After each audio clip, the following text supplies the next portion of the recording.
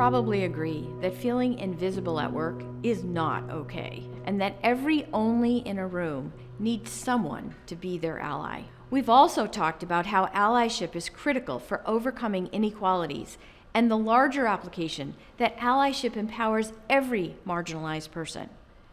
And we've talked about how diversity, equity, and inclusion and allyship leads to success for leaders and organizations, particularly increasing team effectiveness, reaching more customers, and improving productivity and profitability. So, what do you do with all these realizations?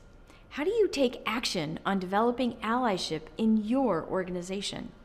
I created a very simple framework that makes some powerful points on how you can be intentional as an ally. I put these actions into an acronym to make it easy to remember what to do. You just need to remember BeCOME. B, being an agent of change. How can you be an agent of change?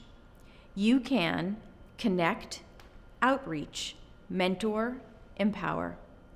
By embracing these 4 simple actions, you will make a difference. I'm going to give you a brief overview now, and then we'll dive into each one in later modules. So let's talk about each one. C is for connect. Expand your network with intention to make it more diverse. Make intentional connections, bringing diversity into your network. Reach out and give others access to you and your community. Ask yourself, who can I connect to my network? O is for outreach. Work with intention to adopt practices that will facilitate more diverse hiring practices. Examine your recruiting practices, hiring practices, and supplier selection practices. Even if you're not the hiring manager, outreach to your now more diverse network to encourage diverse candidates to apply. Ask yourself, when you post a job and search for candidates, does your process screen out candidates or do you screen in for diversity? M is for mentor. Work with intention to have diversity in those you choose to mentor. Use these new connections to get to know people who are different than you. I would not be where I am today without the many men and women who mentored me along the way.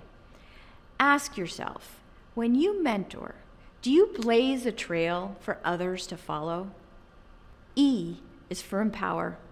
The most impactful thing you can do for another human being is to empower them, to lift them up and create an inclusive environment that gives voice to everyone and allows people to be heard and seen for who they are.